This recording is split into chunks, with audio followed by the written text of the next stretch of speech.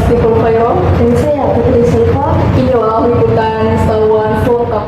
Operasi penertiban 64 bangunan liar di atas saluran irigasi di Kalimantan telah tuntas.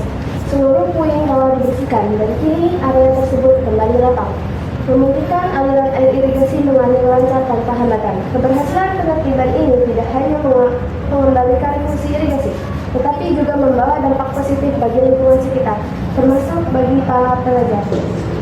Untuk mengetahui kondisi terkini di lapangan dan bagaimana respons warga, kita terhubung dengan reporter Lilis Khalisa di Palimanan, Cirebon. Lilis, bagaimana kondisi lokasi setelah pembersihan total?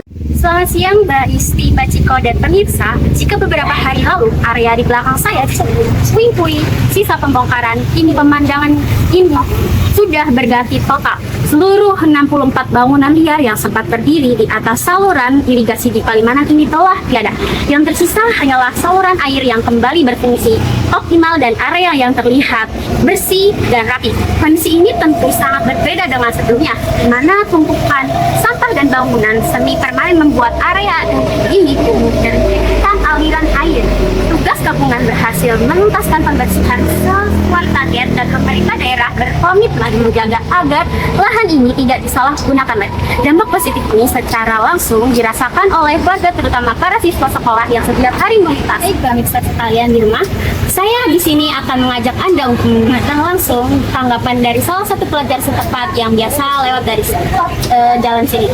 Selamat sore Dek, dengan siapa ini? Selamat sore Kak, aku Admi dari SMA 1 Palimanan yang suka lewat sekolah. Admi, setiap hari kamu lewat sini ya? Setelah bangunan liar dibongkar dan sekarang tempatnya bersih, apa yang kamu rasakan perbedaannya Admi? Terus beda banget Kak, lu kalau setiap lewat sekolah kan macet ya gara-gara banyak warung, terus juga kayak banyak yang apa sih namanya parkir di pinggir jalan kan Kak. Jadi banyak sampah juga, terus kelihatan lebih kumuh. Jadi setelah dibongkar-bongkar ini, jadi pemandangannya lebih enak dilihat. Terus salurannya juga kan udah ganti lagi. Admi, apakah sebelumnya pernah berpikir atau khawatir kalau air yang mampet ini akan menyebabkan banjir gitu? Jelas Kak, khawatir banget karena kalau hujan besar itu pasti airnya suka meluap kan. Terus alirannya itu kan tertutup sama bangunan juga. Jadi setelah bersih ini, kami harap tidak ada banjir lagi. Baik, terima kasih atas waktunya. Ya, Mbak Gusti dan Mbak Ciko serta pemirsa, itulah tanggapan dari salah satu generasi yang merasakan langsung manfaat dan inilah kenyamanan dan lingkungan yang lebih sehat menjadi hasil nyata selain pulihnya sistem irigasi. Sementara kami melaporkan dari Cirebon, kami kembalikan kepada Anda di studio. Saya Lilis Khalisa melaporkan.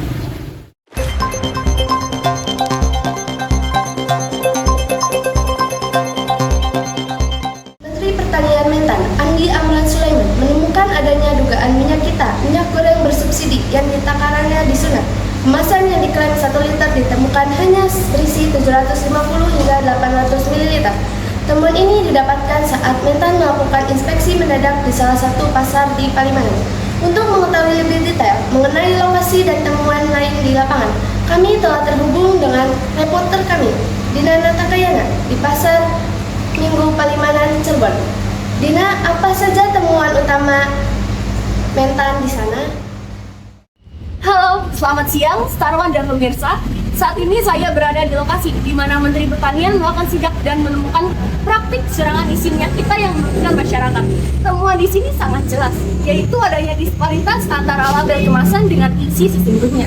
Ketika diukur, produk minyak kita dari 3 produsen berbeda yang seharusnya berisi 1 liter, kenyataannya menunjukkan isi berkisar antara 750 hingga 800 ml. Ini merupakan selisih isi hingga 25%. Selain kecurangan takaran, Mentan juga menyoroti adanya penjualan minyak kita di atas harga eceran tertinggi atau HET.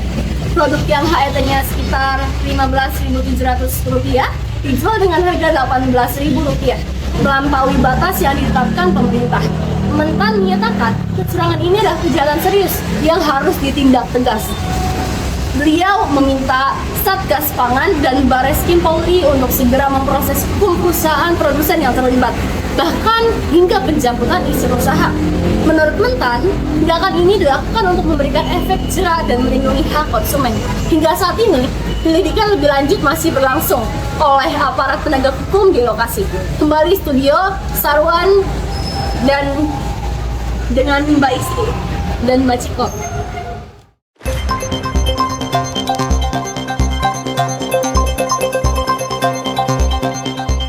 Pemirsa, informasi tadi sekaligus menutup perjumpaan kita pada hari ini. Terus saksikan liputan Star One hanya di LCNS TV. Memang punya kita. Saya mewakili seluruh kerabat kerja yang bertugas. Pamit undur diri. Terima kasih dan sampai jumpa. Wassalamualaikum warahmatullahi wabarakatuh.